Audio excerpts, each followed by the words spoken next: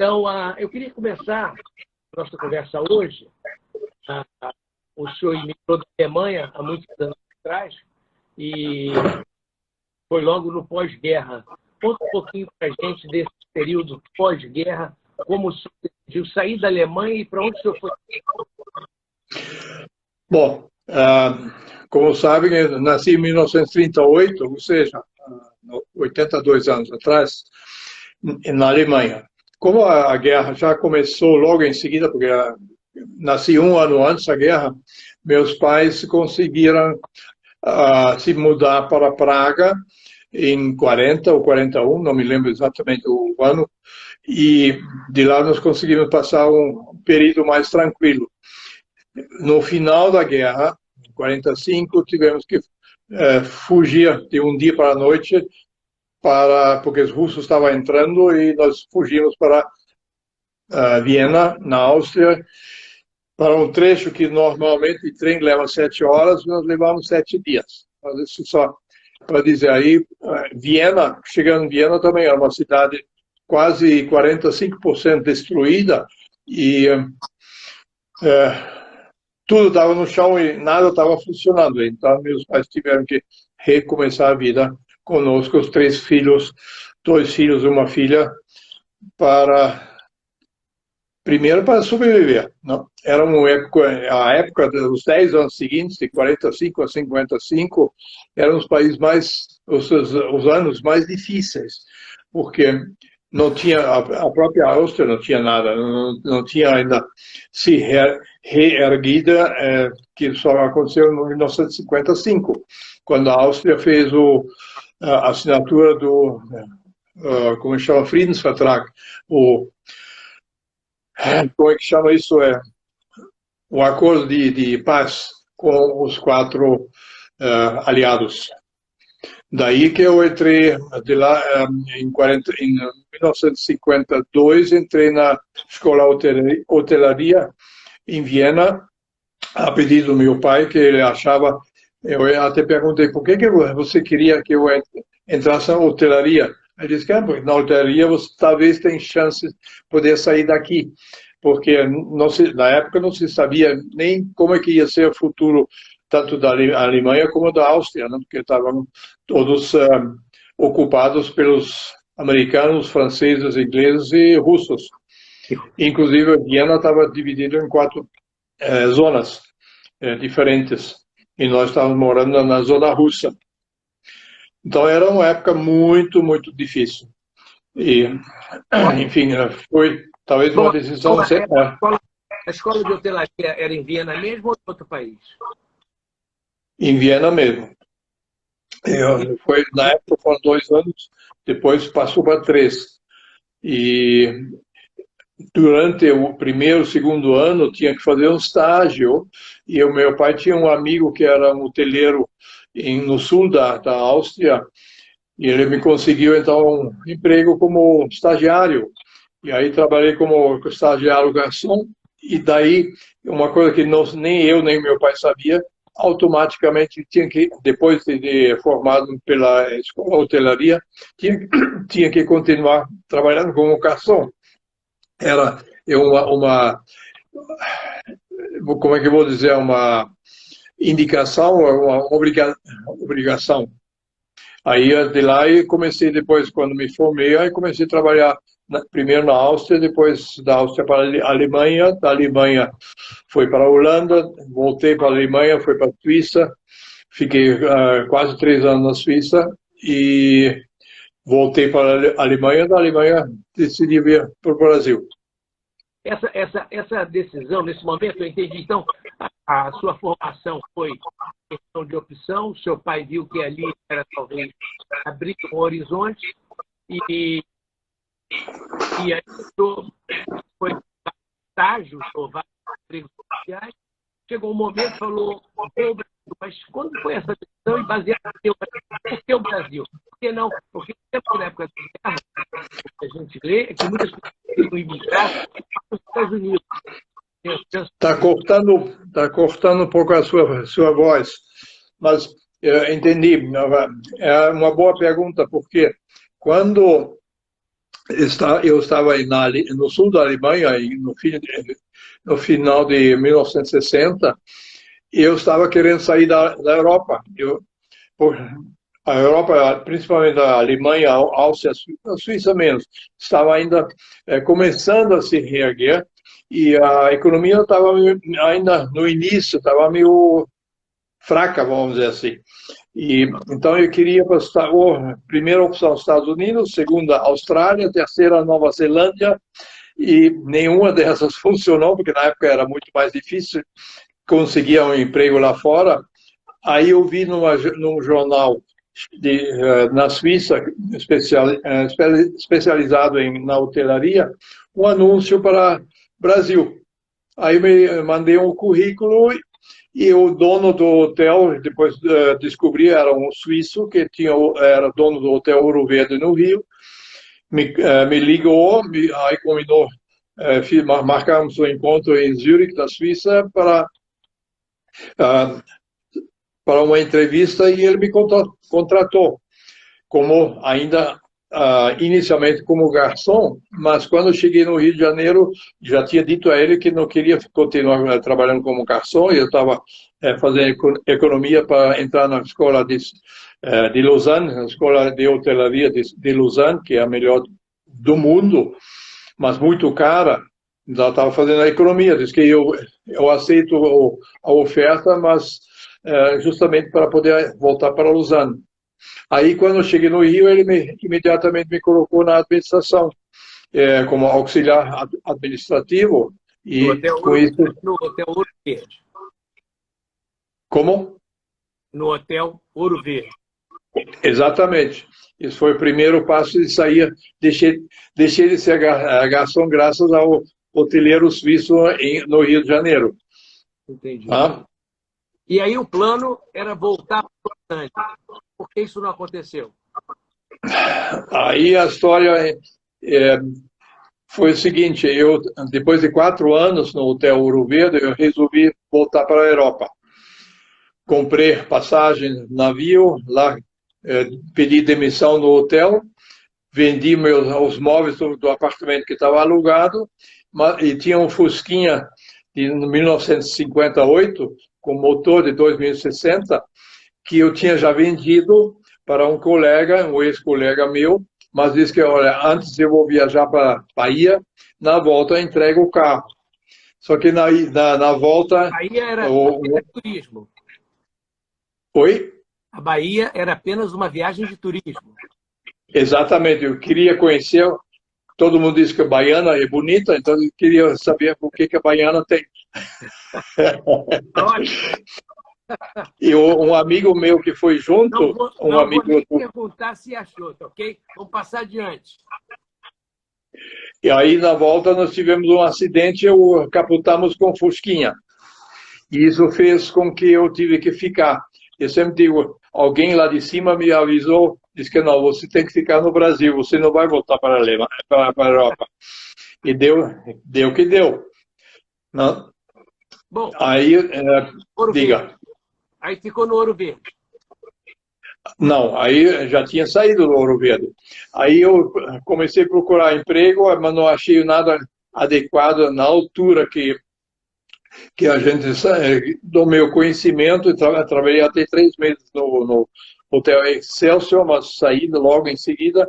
E aí conheci numa festa de uma amiga minha, que dava festa para uma outra amiga nossa, uma despedida, e eu conheci o pai dela, que era Henrique Goma.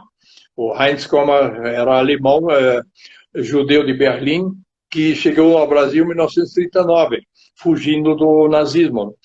E ele, na festa, eu vi uma mesinha de xadrez na casa dele. Eu fiquei parado, olhando, mirando o jogo de xadrez. Ele passou, me viu e disse, você é jogador de xadrez? Eu sou. Eu também. Aí começamos a conversar, e nessa conversa ele disse, olha, o que você está fazendo? Eu disse que estou procurando emprego. Eu disse, que coisa boa, eu estou procurando alguém na minha empresa. Porque a secretária dele ia se casar para Porto Alegre e ele precisava uma secretária. Então, entrei como secretária, E bilíngue. essa empresa do senhor Goma é empresa de que material? Era a importadora. Ele tinha, na época, uma representação de aparelhos de raio-x da Hungria, e que ele perdeu para a Siemens, porque a Siemens fez um negócio com os... porque a Hungria, na época, ainda era comunista, e fez com eles, e ele, em troca, eles fizeram um pedido grande para lá, mas em troca eles disseram: você tem que dar a representação para nós. E aí ele perdeu. Aí consegui.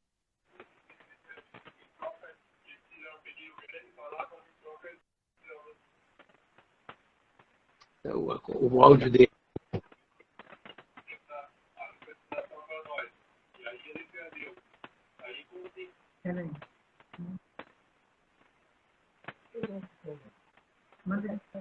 Espera um pouco, perdemos o seu áudio. Espera um pouco, nós perdemos o seu áudio. Não, mas não tem que avisar que ele não está escutando. Não, mas não tem como tirar. Nós perdemos o áudio.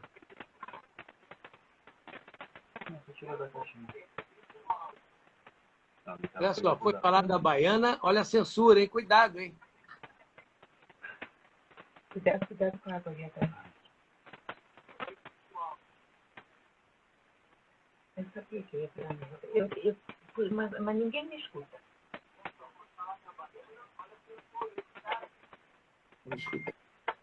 Vamos ver, né? Pega uma pau. A internet do Marcelo. A internet do Marcelo. Não é culpa do ex. Olha só. Vamos fazer o seguinte. Eu vou desligar e religar para ver se a gente consegue uma conexão melhor, ok? Então, pessoal, nós temos aí 200 pessoas. Vamos voltar em 30 segundos. Eu vou desligar e volto para a gente ver se pega uma conexão melhor, ok? Escreveu.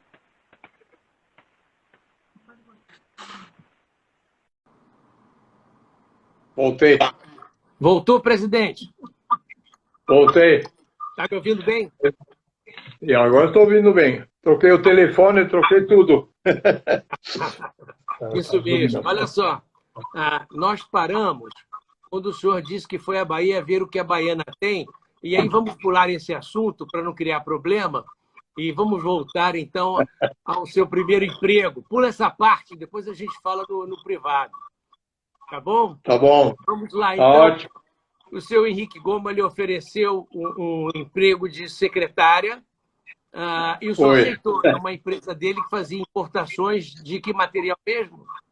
E filme radiológico. Filme de raio-x da Alemanha Oriental. E como esse negócio estava começando a crescer bastante, ele precisou ajuda. Porque quando eu entrei, nós éramos 4 pessoas. Ele, a esposa, a secretária e mais um auxiliar de escritório, tipo office boy. E só. E aí, como os filmes, na época, só tinha no Brasil, só tinha 2 marcas, Kodak e Agfa Gewalt. E aí nós entramos com o Orvo. E isso começou a crescer bastante. E isso foi em 64 até 69. Em 1969, teve um problema que a Alemanha Oriental resolveu transferir a fabricação do filme radiológico de uma cidade para Berlim. E aí deu zebra. Nós ficamos recebendo filmes velados, só que a gente não sabia. E quando chegou aqui, entregamos aos nossos clientes, eles devolviam os filmes dizendo que não dá para ver nada, ficava tudo cinza, não tinha contraste. E aí nós tivemos praticamente romper com a Alemanha Oriental como fornecedor, porque eles disseram que não tinha outro filme, era esse. E nós ficamos com $65 mil na época em estoque de filme estragado. Era uma das primeiras crises que eu passei. E isso, dito à parte... Primeira não, essa, considerando o período pós-guerra, essa já é a segunda crise, né? Não, terceira, porque eu diria que teve uma crise aí que foi a perda do seu capital, quando o seu Fusquinha quebrou. Também, exatamente. Aí depois teve várias, né? No Brasil, você sabe que crise aqui é coisa normal, a gente adapta, se costuma, né? Começa a aprender cada vez mais e Já estou lidar vendo com crise. um espírito carioca nesse alemão, hein? Bom, a gente aprende, né? Tem que se adaptar. Que, aliás, eu tinha uma colega na Alemanha, no último emprego, quando ela soube que ia para o Brasil, o marido dela, o companheiro dela, era um artista, acho que não de pintura, mas de coisa de cerâmica, etc. E ele morava 10 anos no Brasil. Aí ele mandou um recado para mim, disse: olha, se você vai para o Brasil, esqueça tudo o que você sabia na Europa. Tem que mudar, se mudar 180 graus, e se adaptar à nova realidade. Ele teve razão, né? E aí eu fiz, por isso tive sorte, o sucesso também, porque se tivesse continuado com o meu espírito apenas alemão, eu acho que não ia dar certo, não. Tinha que fazer um mix, uma mistura. Eu digo sempre, sabe que nós temos filhos hoje que moram na Itália, o Rodrigo que morou na França, o Bernard que mora em Berlim, e eu digo sempre a eles, veja bem, você, e aconteceu comigo e com o senhor, você está chegando, o país já tem suas tradições, seu jeito de ser.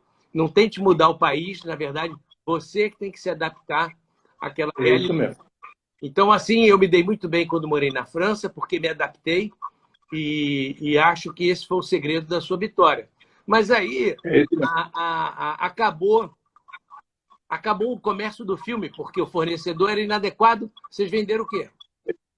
E dito, naquela época, 95% das nossas vendas era filme radiológico. E ficamos um dia para o outro sem o que vender. Aí comecei a partir, isso foi em 69, 70, aí comecei a procurar outras representações. Aí conseguimos, nós fomos, depois da Siemens, o segundo importador de ultrassom para o Brasil, ultrassom já real time, né, ao vivo, e outras linhas eu consegui da Itália, da Suíça, de tubo de raio-x, e comecei a diversificar. E naquela época, já a partir de 70, 72, eu acredito, todo ano, em novembro, eu ia para Chicago, para o Congresso de Radiologia Norte-Americano, RSNA, para procurar fazer contatos, procurar novas empresas. De que ano o senhor está falando, mais ou menos, para a gente se situar? Quando 72, o senhor no Congresso americano? A partir de 72, 73. Tanto que em 75, eu parei num instante no Congresso, lá em Chicago, era mais 2 por 3 metros quadrados, tinha apenas uma mesinha na frente e um monte de coisinhas que eu não entendia, não sabia o que era.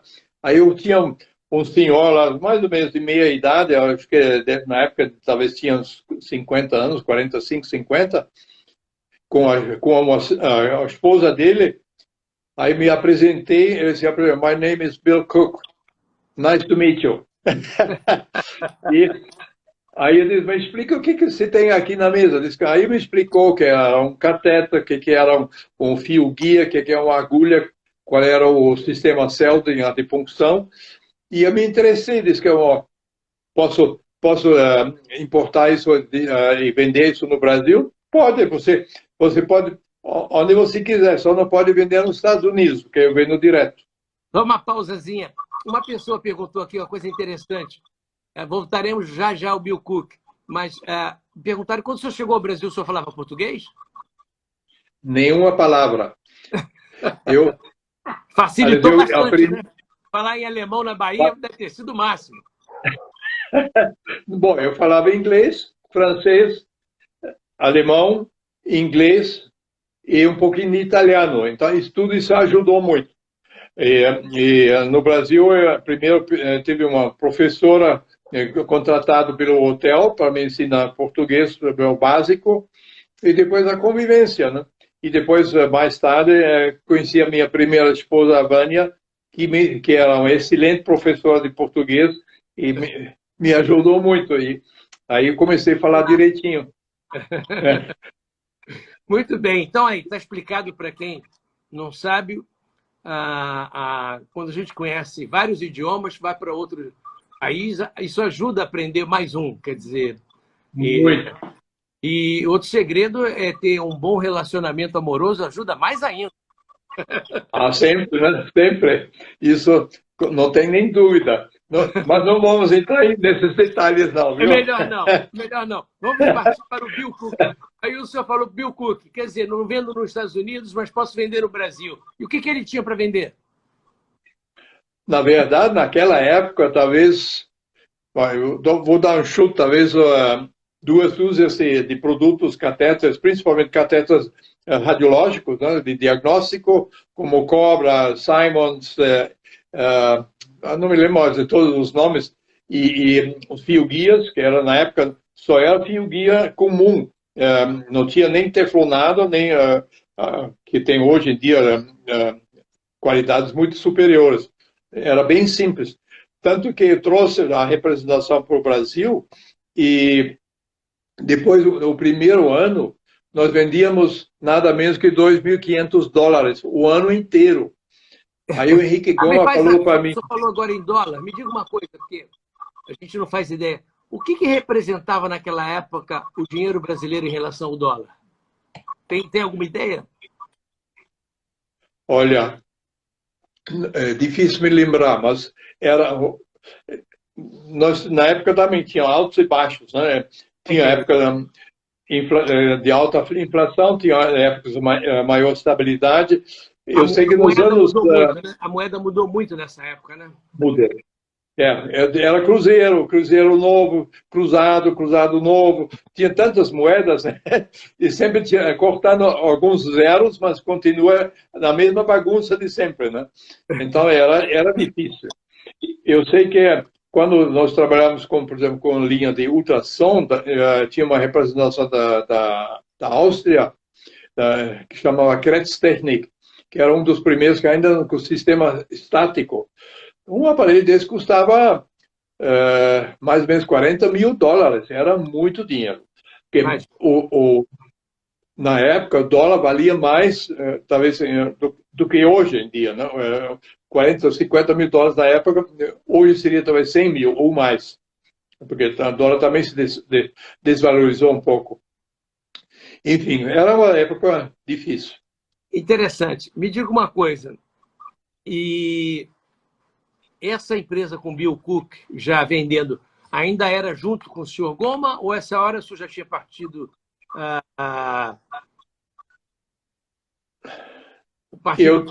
época, foi no final, mais ou menos no final, eu já tinha 70% das cotas já era minha, já tinha comprado dele, ele já estava se preparando para sair. Mas aí, até que eu ia falar isso, o Henrique Goma falou um dia para mim, quando disse que no primeiro ano vendemos $2.500, disse para mim, deixa isso não dá nada, só dá trabalho, você não ganha nada com isso, larga essa linha. Pois é, eu não larguei, eu mantive, e hoje é 80%. Pois é, eu acreditei no produto. E o Bill Cook foi um caso... O Goma não tinha filhos para continuar na empresa ou não queriam?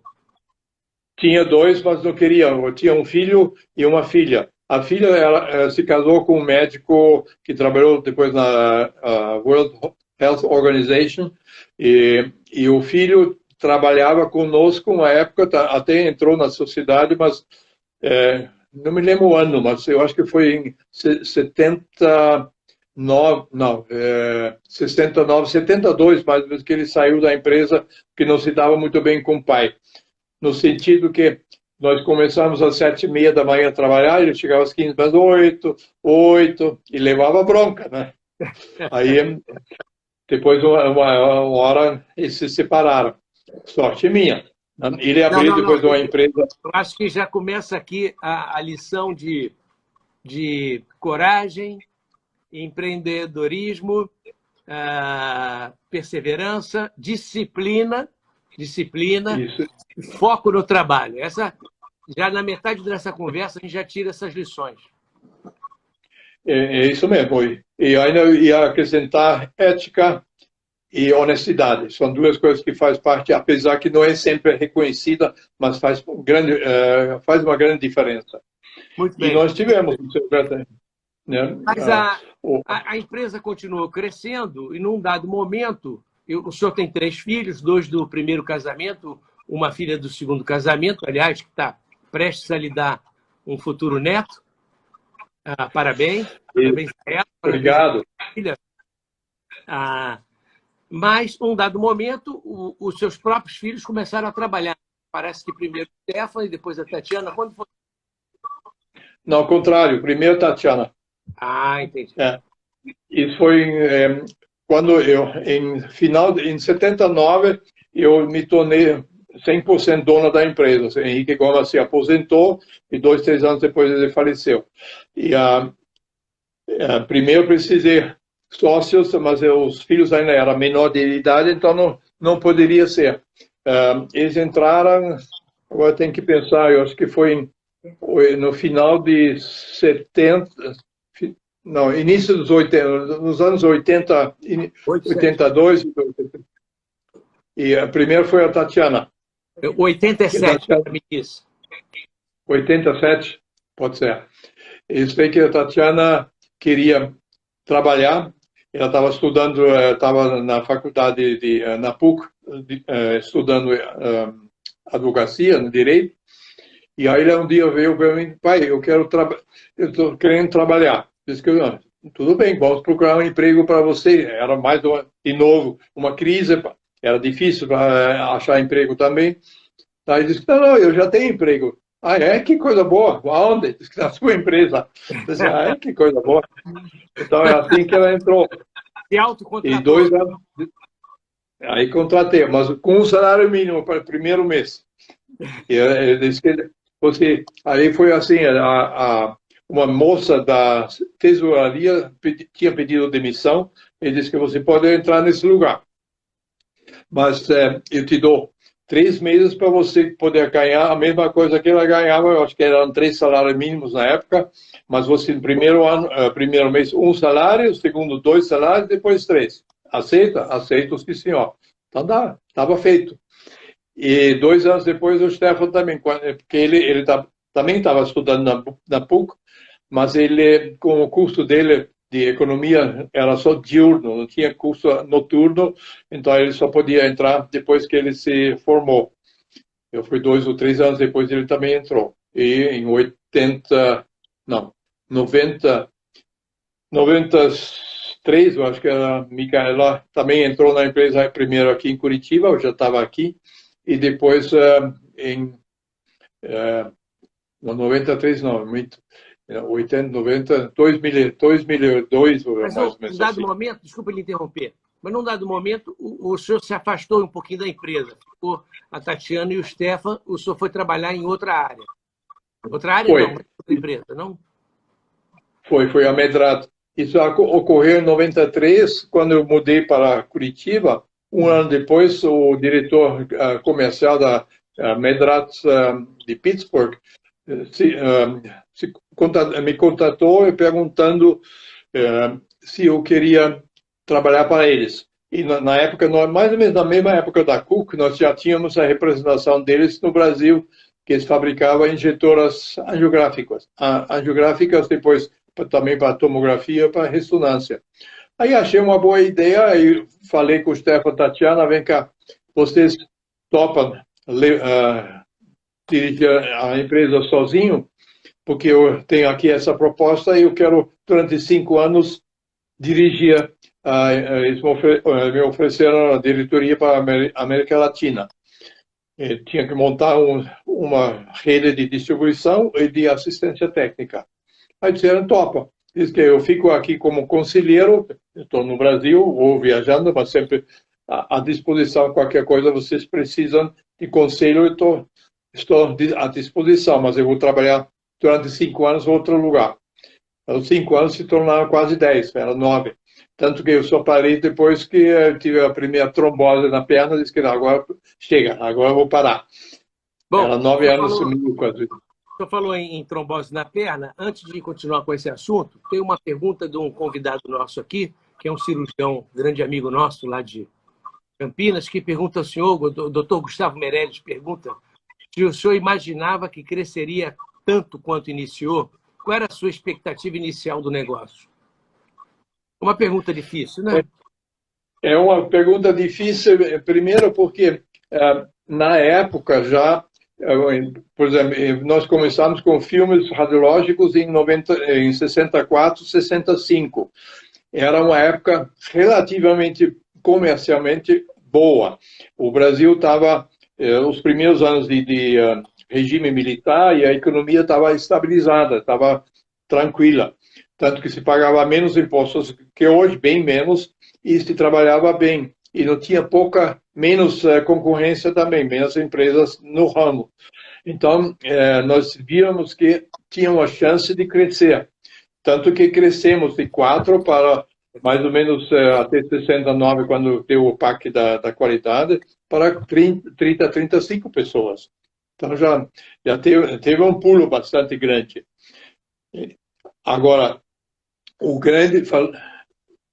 Não, eu ia dizer o seguinte, um colega nosso aqui, o Sérgio, lembrou, eu me confundi, falei Guilherme Meirelles, mas, na verdade, é Gustavo Meirelles mesmo, porque é um funcionário da empresa lá no Sul. Tem, então, Guilherme Meirelles, é porque a família Meirelles domina o Brasil. Visto aí, o senhor Meirelles está nos assistindo. Mas eu vou, agora, então, falamos do negócio, voltamos ao episódio de trombose, o senhor voltou para a empresa, nessa altura a empresa já tinha uma dimensão maior um pouco, estava o Stefano, a Tatiana, o senhor, e num dado momento, em 2005, veio a Micaela para o Rio de Janeiro, ou não sei se ela entrou em 2005 lá, ou mas veio para cá, e se juntaram, então, 3 filhos e o senhor. Estava indo tudo bem, continua indo tudo bem, graças a Deus, mas eu sei que o senhor teve um problema de saúde relativamente sério. Não sei se o senhor gostaria de falar sobre isso. Isso agora no mês passado, fez 4 anos que ocorreu. Até bem de surpresa, eu estava voltando dos Estados Unidos e 2 dias depois, até a minha esposa olhou para mim e disse que você está falando meio esquisito, o que houve? E aí ela olhou para mim e disse que a minha boca estava meio torta. E então nós... Não, para ser franco, o senhor ainda continua falando meio esquisito, mas agora a boca não está torta. Obrigado pelo esquisito.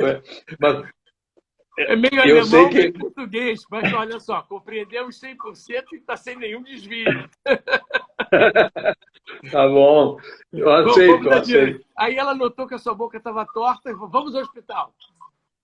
É isso, aí no hospital foi feito o exame e aí foi constatado 2 tumores na cabeça e o resto da história o senhor conhece, que aí no dia seguinte eu fomos para o Rio e mais 2 dias foi operado.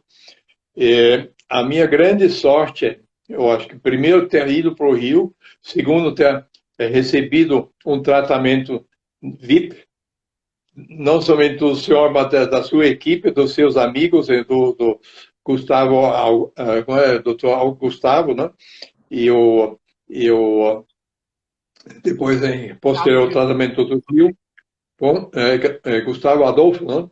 Gustavo Adolfo que me operou. Carvalho, neurocirurgião que operou o senhor, e Carlos, que é o oncologista que cuidou do senhor, era um melanoma metastático, que é uma doença que tem uma mortalidade de 80%, e o senhor está aí vivo e muito bem de vida, trabalhando e jogando tênis, então mostra a todo mundo que está assustado até com a pandemia do Covid, ou pessoas que ficam doentes, mostrando que o senhor atravessou uma doença muito, assim, 10, 100 vezes pior do que o Covid, e venceu com muita bravura, com muita... Eu sou testemunha, porque acompanhei todo o seu tratamento, com muita decisão, nunca duvidou de nada de que lhe era proposto, muita confiança, e eu acho que esse foi o resultado. Está aí, jovem de novo, e continua jogando tênis. Pois é, eu diria ainda, eu acrescentaria de vontade de ganhar, de vencer, de viver. E isso, o meu propósito é continuar jogando tênis até os 100 anos, no mínimo. Com 100, Tanto que com 100 agora, vai parar, vai entrar no ciclismo. pois é, no momento, infelizmente, os clubes estão todos fechados. O que eu faço? Eu jogo paredão na garagem, né, da minha casa embaixo para me exercitar. Mas não pode parar, não pode ficar parado, né? Tem toda a Tem razão. que sempre ficar em movimento, tanto fisicamente como também mentalmente, né? É muito importante. Fisicamente Isso é uma e coisa. mentalmente. Eu acho que o prazer de trabalhar, o envolvimento com o trabalho, o prazer de ler, o prazer de fazer um esporte, isso mantém a pessoa viva e não atrofia o cérebro. Parabéns. Tem uma pergunta aqui, Isso fica. de uma moça chamada Múrcia, não, acho que Márcia Negro, não, Márcia Negro. Negro, Ela é de Catolé do Rocha. Catolé do Rocha? Não é do interior da Paraíba, chama Márcia Negro. Pergunta, como é que o senhor está na quarentena? Eu já mais ou menos respondeu. Preso, mas mas tentando fazer o melhor possível. Na verdade, são as maiores férias da minha vida, mas só que sem poder sair de casa. A vantagem, eu posso, pelo menos, como eu já falei, me exercitar um pouco mais na garagem, jogando contra a parede e fazer caminhadas dentro do condomínio. E, não, apesar, como o senhor também, eu gosto muito de sair para jantar fora, tomar um bom vinho, mas, infelizmente, tem que mandar via tudo fornecendo para casa, aqui dentro de casa, e ter que me manter o mais calmo possível, que é difícil às vezes, porque a gente sempre trabalhei mais de 60 anos, eu trabalho há 67, quase 68 anos que estou trabalhando e nunca parei. Então agora estou meio, né, assim, amarrado. Até mal, assim. né?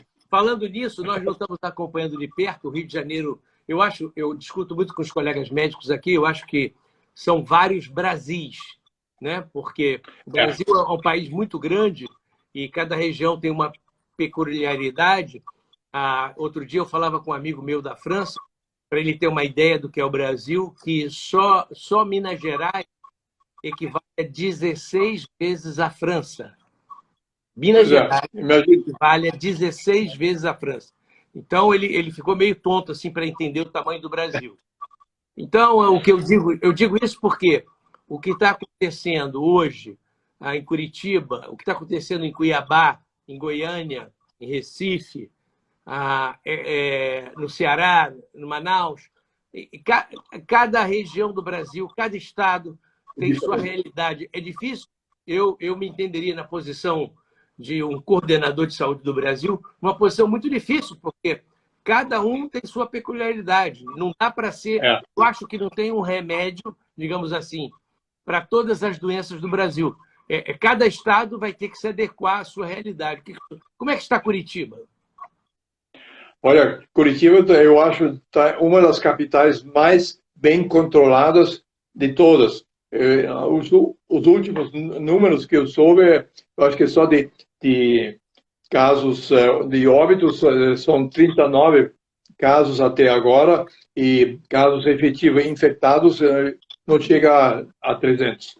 Então, em comparação com outros, como Manaus, como Fortaleza e outras cidades, é bem melhor. Mas eu diria que o pessoal daqui é um pouco mais disciplinado, que faz o que tem que fazer. Fica em casa, saindo só com máscara, só saindo com máscara. Então, isso ajuda muito, não adianta querendo falou nada agora contra disciplina e máscara.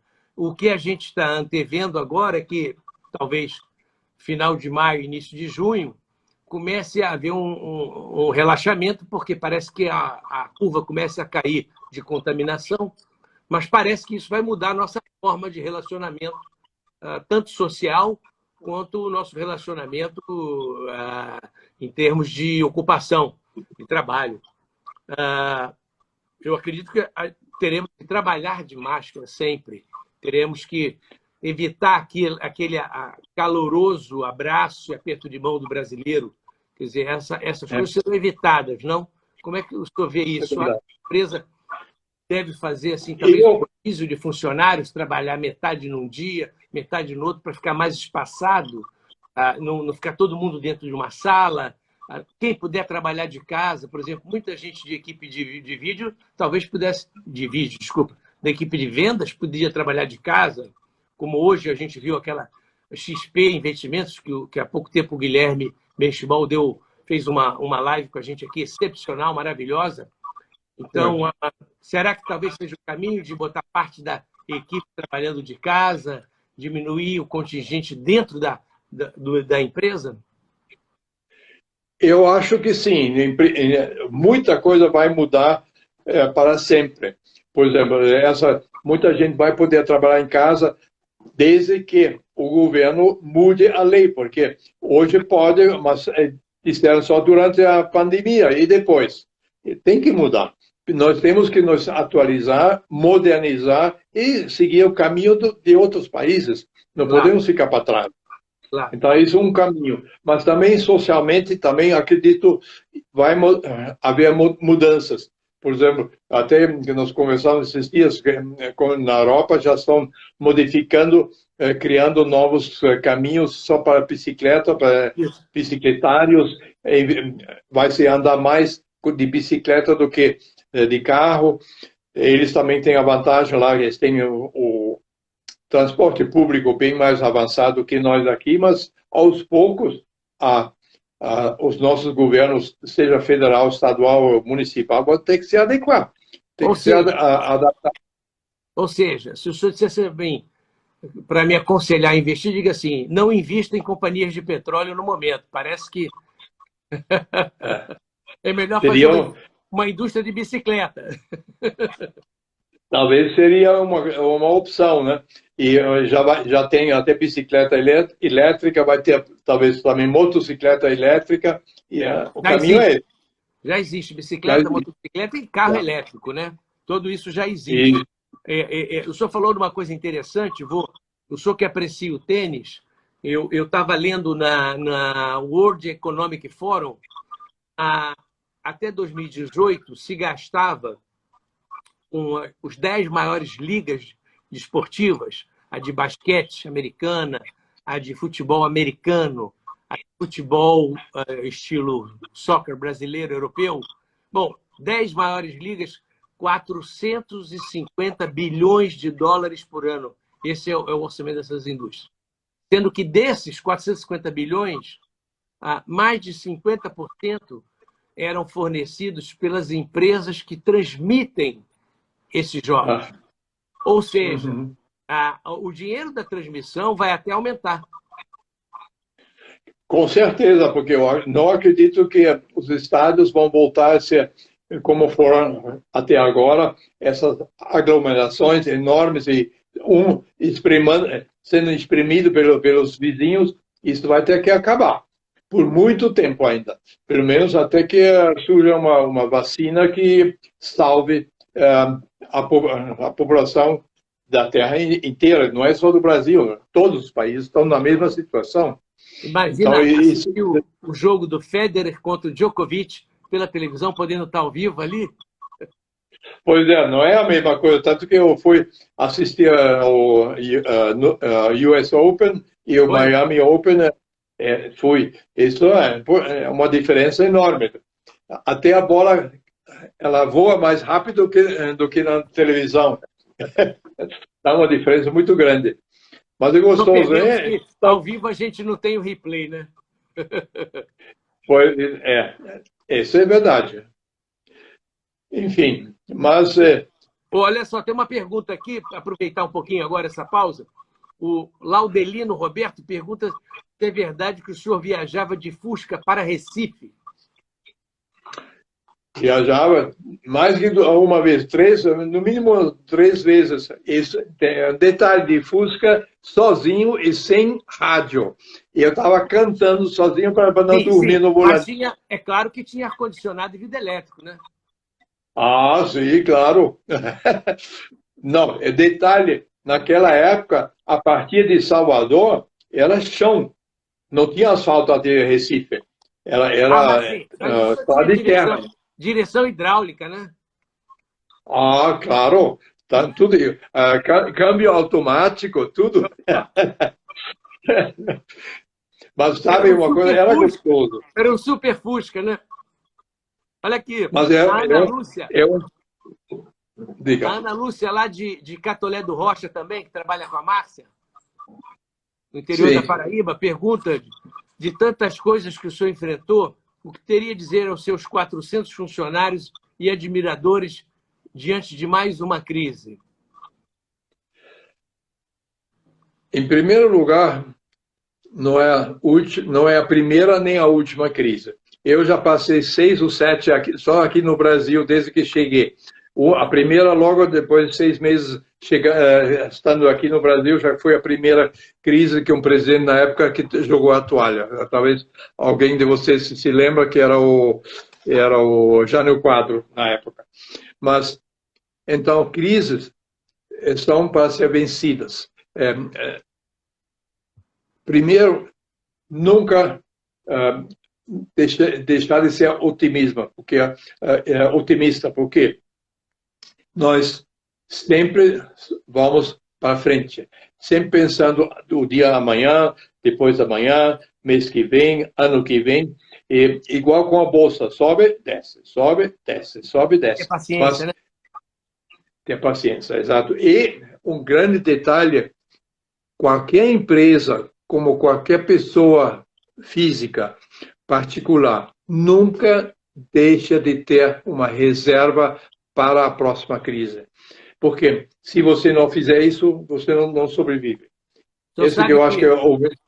Seguindo o seu exemplo, eu vou fazer 2 citações. A primeira, em relação às crises, eu digo a meus filhos, Rodrigo, Felipe, Marcela, que aproveitem, quando tropeçar, em vez de cair no chão, aproveite o tropeço e dá um pulo para frente. Isso aí, exatamente. Funcione mais. E segundo, eu digo sempre às pessoas que trabalham no meu grupo, meus associados de cirurgia vascular, nós somos profissionais liberais. Tem meses que a gente trabalha muito, meses que a gente trabalha pouco. Então, eu digo, você tem que ter, no mínimo, no banco, o suficiente para você ficar 3, 4 meses sem ganhar nada. Porque isso te dá a possibilidade de esperar o próximo mês, porque o mercado varia tanto para o senhor nas suas vendas, quanto para o médico nas suas operações, nas suas consultas. Então, a pessoa não pode andar no limite. Se andar no limite, você vai acabar se afogando. Concorda? E tem mais, eu diria mais uma coisa, em qualquer crise a gente aprende. Quem não quer aprender não vai sobreviver. Tem que aprender de não somente enfrentar a crise, como sair como vencedor dela. E isso graças aos hoje os nossos 400 e poucos colaboradores, funcionários, que eu acho que a maioria sabe disso, aprendeu e vai conosco. Eu sinto isso, que estão, como se diz na gíria, vestindo a camisa da empresa, e eu me sinto muito orgulhoso para todos eles trabalhando para nós. Falando em orgulho da empresa, eu queria fazer uma lembrança aqui. Uma das coisas que há pouco tempo me deixou emocionado, eu e o meu grupo, fazemos todas ou muitas emergências aqui na Casa de São José, no Rio de Janeiro, que é um grande hospital. Nós temos operado 2, 3 pacientes por semana com Covid, e para operar esses pacientes, a gente faz uma paramentação, uma proteção muito grande. E me deixou muito tocado o cuidado que as enfermeiras têm com a gente. Elas ficam do nosso lado, olhando você vestir uma luva, botar a segunda luva, botar o visor, limpar a mão, botar a terceira luva, botar o roupão. e aquela dedicação me deixou comovido. E eu acho muito impressionante assim, o cuidado, dedicação, e isso chama atenção para aquele outro lado, como as mulheres são, assim, às vezes, mais dedicadas. E há pouco tempo, a Tatiana fez uma observação que eu não conhecia, talvez não sei se o senhor conhecia, que mais de 50% das posições de líder na sua empresa, dos cargos de chefia, eles são ocupados por mulheres. E sem nenhuma regra, sem nenhuma cota, apenas por merecimento. O que é brilhante isso. O que o senhor acha? Bom, eu diria primeiro, eu aprecio as mulheres pela sua inteligência, que com certeza são tão inteligentes quanto os homens, se às vezes até mais. E, resumindo, atrás de cada homem bem-sucedido, tem que ter uma mulher forte atrás. Isso, no caso, eu digo por mim próprio, porque a minha esposa, se não tivesse a régua comigo há 41 anos já agora, eu talvez não estaria onde que eu estou hoje. E ainda outra sorte, grande sorte a minha, ter 3 filhos, 2 filhas e um filho, que se interessaram pelo meu negócio na época, entraram e assumiram de corpo e alma a empresa, tanto que hoje eu estou praticamente semi-aposentado, né? Eu trabalho, mas eu já não, as decisões eles tomam o dia a dia, já não é mais comigo. Então, eu tenho vários amigos que têm filhos, que filhos não se interessavam pelo negócio, então o negócio vai morrer. Então, esse é uma particularidade não é muito comum que os filhos assumem o negócio e não somente assumem, que levam em diante e têm o mesmo sucesso como eu tive inicialmente.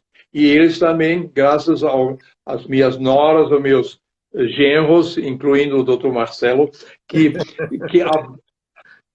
apoiam e dão o apoio e ajudam em todo sentido. Sem isso, eu acho que nós não estaríamos onde estamos hoje. Com certeza. Eu tenho absoluta certeza disso. Eu acho muito bacana. Tenho a agradecer. Observar que, então, que é uma coisa que eu sou uma pessoa que tenho uma certa... Como é que eu vou dizer, senhor? Eu tenho um certo receio desse favorecimento, de alguma forma, da criação de cotas. Eu acho que tem que ser por merecimento. Então, eles estão onde estão, a Micaela está onde está, a Tatiana está onde está, porque elas ocuparam aquele espaço, criaram aquele espaço, desenvolveram aquilo ali. Então, outras pessoas, como a Vânia, a Márcia de Recife, a Lúcia, e, enfim, tantas outras, que estão onde estão porque mostraram o seu valor.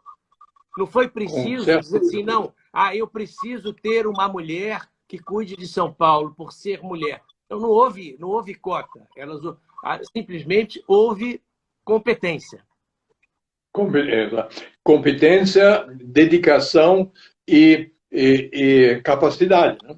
Capacidade profissional. Como todos, tem muita gente na nossa empresa, hoje tem 15, 20 anos, começaram lá embaixo. Começaram como auxiliar de escritório, hoje são gerentes. Né? E por quê? Por merecimento. Tem outros que talvez não chegaram a isso, mas todos, tanto homem como mulher, têm a mesma chance. Oportunidade. A oportunidade está aí. Muito bem dito. Olha só, tem uma pergunta aqui que eu acho que o senhor não vai poder revelar só depois do privado, mas eu vou fazer a pergunta. A Adri Trovati pergunta: boa noite, da onde o senhor tira tanta disposição? O senhor está ótimo.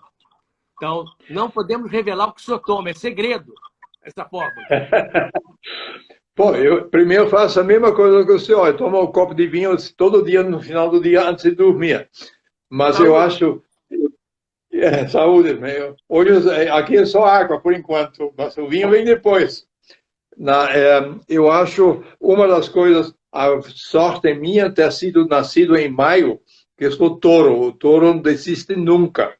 Ele vai sempre batalhar e na frente. E eu aprendi também a me cuidar, mesmo fisicamente. Nós falamos sobre isso. Eu tive esse problema da cirurgia faz 4 anos agora. Acho que mais um ano e vou ser considerado curado. Mas eu já me sinto curado hoje em dia. Parabéns. Apesar que faço o exame. Mas a cabeça, aqui, eu acho que, eu sempre digo, 80% das enfermidades começam aqui. É verdade. E isso é uma coisa... Concorda comigo? Então, Concordo plenamente. Aliás, tem uma pergunta bonita aqui da Tatiana CSA. A Tatiana pergunta: quais são os seus conselhos para a nova geração? Tentar mudar esse país para melhor através de perseverança, luta, honestidade, ética e muito trabalho e mais aprender sempre. Eu com 82 anos, eu aprendo todo dia uma coisa nova. Eu leio muito e me informo onde puder e acredito, se tem certeza que vou chegar a 100 anos aprendendo e sempre lendo tudo que tem, porque a gente não pode parar, nunca. Tem que ir para frente sempre, pensando ter um objetivo para 1 ano, 5 anos, 10 anos. Eu quero ser como eu tinha, eu era garçom, mas que eu não vou ficar como garçom nunca. Tinha meu objetivo. E cheguei lá. Né? Olha então, aqui. eu acho que... Diga. Eu vou lhe fazer uma parte só para o senhor. Vou lhe permitir que o senhor fale alguma coisa em alemão, que a sua irmã Ilonka está nos assistindo lá de Munique. Mande um recado para Ilonka. Hallo Ilonka. Du hast zwar nicht alles verstanden, aber vielleicht werde ich dir einige Worte darüber später schreiben, was ich so gesagt habe. Bin ich froh, dass du mithören konntest. Beijo. Entendi tudo. Tudo. Principalmente a parte do beijo. Beijo, Ilonka. Pois é. E isso agora só a distância daqui em diante, né? Não é? Aliás, será que esse hábito vai mudar mesmo? Quem sabe, né, o futuro, né? Não sei, vem aí a vacina. Certamente eu, como médico, acho que vai mudar muita coisa, pelo menos nos próximos 6 meses, 1 ano, até tudo se acalmar, até se descobrir o que doença é essa, de onde isso saiu, como isso saiu. Está tudo muito obscuro, estamos todos aprendendo. A cada dia a gente vê uma nova verdade. Um remédio hoje é verdadeiro, amanhã não é.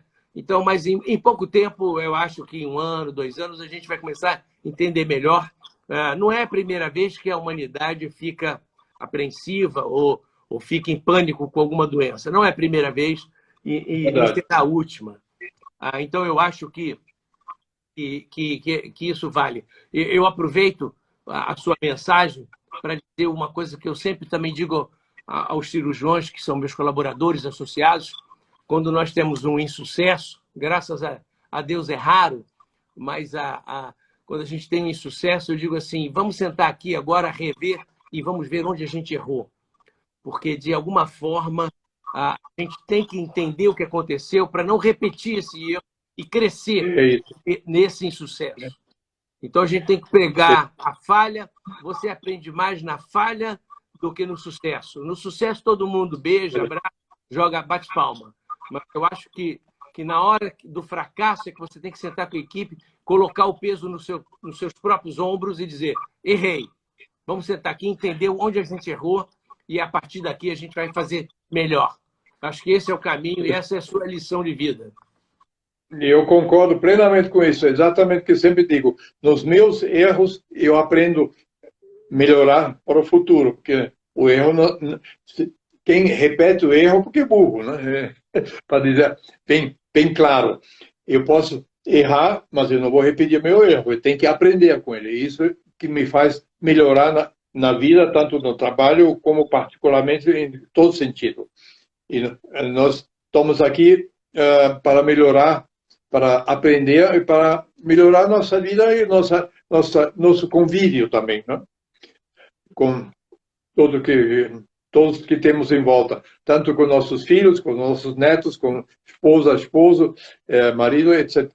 Enfim. Olha, nós temos aqui um grande colega da sociedade aqui, doutor Júlio Peclat, que está muito satisfeito com a sua entrevista, e nós estamos muito honrados com a assistência do Júlio Peclat, que é um nome reconhecido em toda a sociedade brasileira. Obrigado, Júlio, pelo carinho e pela atenção aqui conosco. Estamos juntos. Grande vascaíno, por sinal. Passando adiante, sem entrar nesse mérito, que eu sei que só é botafoguense, né? Já ia falar, mas eu fiquei quieto. Mas já fomos juntos ao Maracanã assistir o Vasco e Botafogo, lembra disso? Lembro. Não me lembro quem ganhou, mas eu acho que foi empate, não foi? Foi empate, isso mesmo. Foi 1-1. Foi, né? Saímos todos felizes para beber. É isso aí, perfeito. Uma coisa que eu queria lembrar, talvez vocês conheçam isso, a grande realização do homem, dizem que é criar uma família, ter uma família, plantar uma árvore e escrever um livro. Bom, eu, graças a Deus, tenho uma família maravilhosa que cresce cada vez mais e em mais 6 meses, não, 5 para 6 meses, vai ter mais um membro da família nascendo, que é o filho da Micaela. Menino. Já plantei a árvore. Menino, já plantei a árvore e o livro está quase pronto. Como vai chamar o livro? Como vai chamar o livro? Vai ter Mein Leben, minha vida e por que Brasil. E já tem uma capa esse livro? Pode mostrar, não? Não, eu já tenho, mas eu não tenho aqui ainda impresso, está só no tem uma, como é, na internet. Mas em breve vai sair. Uma pergunta bonita aqui da Penha para o senhor. A Penha lhe pergunta, o senhor ainda tem algum sonho? Sempre. Eu vivo sonhando. O meu sonho, na verdade, hoje é não somente que eu digo que a minha vida é realizada. Ela sim, eu realizei a minha vida, mas eu olho para frente para os próximos 20 anos. E dentro disso, o meu sonho é que os meus filhos, netos, genros e noras participem, ajudem junto para que a empresa continue viva, crescendo ou não, mas se ela fica nesse patamar, tem que estar bem, apesar que a gente sempre quer crescer, que é um pouco mais, mas eu acho que a gente pode se conter com aquilo que nós temos. E podemos... uma coisa aqui. Olha só, várias pessoas já pediram aqui uma noite para a sessão de autógrafos. Claro que vai ser aqui no Rio de Janeiro, né? Não vem com essa história de Curitiba, não, que é muito frio. Vamos marcar aqui. Já tem data para essa edição ficar pronta, mais ou menos? Está previsto mais em julho, provavelmente, porque agora está na revisão final e aí já pode ir praticamente para impresso, eu acho que até final de junho, se tudo correr bem, pode ir para a gráfica.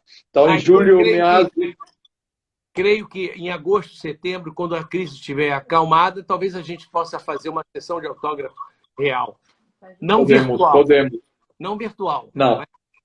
Presencial. Isso, concordo. E eu espero que todo mundo... o livro vai ser em 2 versões, uma em alemão e outra em português. No mesmo Podem livro já fazer... ou são 2 livros diferentes? No mesmo? São 2 diferentes, é melhor.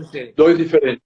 Olha só, a Camila Capelletti, pô, já deu até já a dica para o jantar. Camila Capelletti, olha aí. Ela pergunta qual é Adoro. qual a sua sugestão, o seu conselho para os empresários brasileiros que, diante da crise provocada pela pandemia do Covid, estão desistindo? O que o senhor diria para essa pessoa que está desistindo, fechando seu negócio? Se está desistindo, é desistindo porque não sabe, não aprendeu ainda de enfrentar uma crise verdadeira. Dito à parte que essa talvez seja uma das piores que já passamos aqui, porque não é só crise nossa no Brasil, é uma crise mundial. A diferença é essa. Mas mesmo no Brasil, qualquer crise é para ser enfrentada, como eu falei há pouco, tem que ter um colchão de reserva para aguentar, para enfrentar. E se eu tivesse, como eu tive, por exemplo, no passado, como eu contei aqui, de um dia para outro não tenho o que vender, eu procuro outras oportunidades, outros produtos, o outro caminho. Por exemplo, como em 1980, quando tinha uma outra crise que o Brasil se declarou incapaz de pagar seus compromissos, e não proibiu, mas deu cotas de importação tão pequenas que eu não pude mais importar. O que eu fiz? Eu comecei a montar uma fabricação de aparelhos de raio-x, que não entendia nada sobre isso, mas eu consegui, através de contatos e de contratando pessoas especializadas, e nós, durante 12 anos, fabricamos aparelhos de raio-x. Inclusive, nós fomos o primeiro fabricante no Brasil que fez mamógrafos, que não havia. O primeiro mamógrafo nacional foi nosso.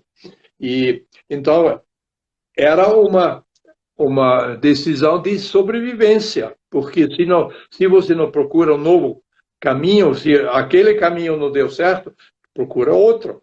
Mas parar nunca desistir. Eu não sou um tipo Jânio Quadros que joga a toalha.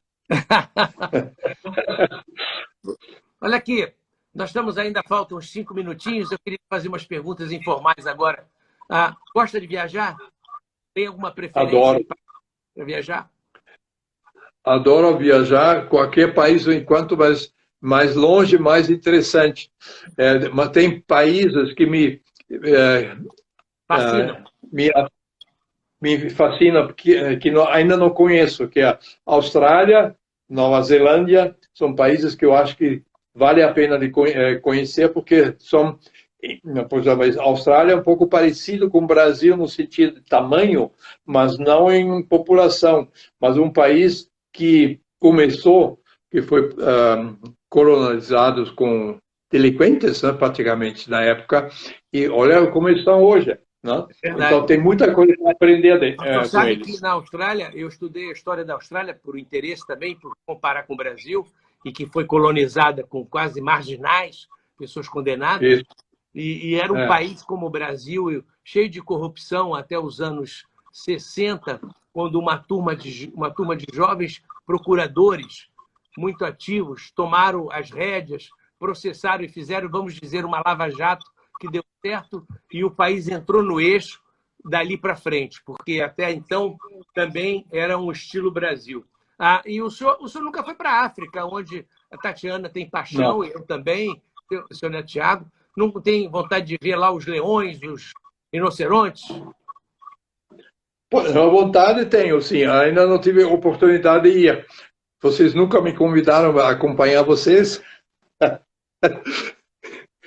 Mas eu queria conhecer a África do Sul, que deve ser muito interessante também.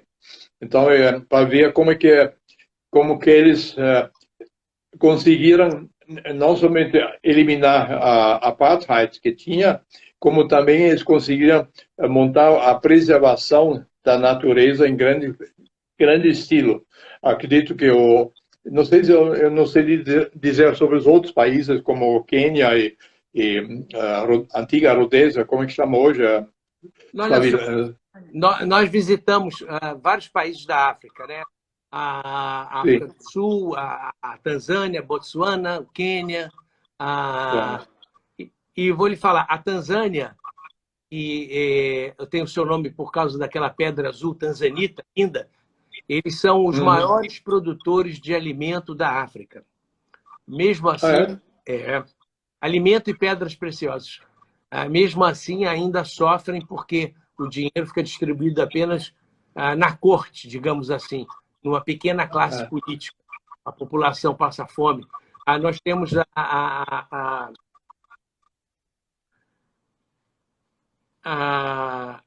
ele tem...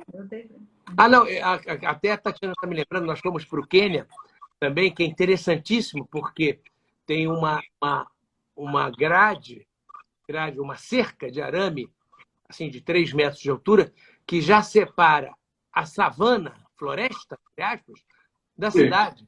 Então, você é capaz de passar numa rodovia do lado ali e ver um leão andando, selvagem. Isso no Quênia, e porque a cidade está invadindo o campo, né, dos animais. Mas eles estão agora investindo pesado. Em Botsuana, você observa elefantes como em nenhum lugar do mundo. E aí me lembra que a Tatiana lhe deu de presente um elefante. Só tem uma filha elefante adotada no Quênia, que o nome dela é Maisha, que na língua Swahili quer dizer... Maisha quer dizer vida. Uma saudação comum lá na África é Maisha Marefo. Maisha Marefo. Maisha Marefo quer dizer vida longa.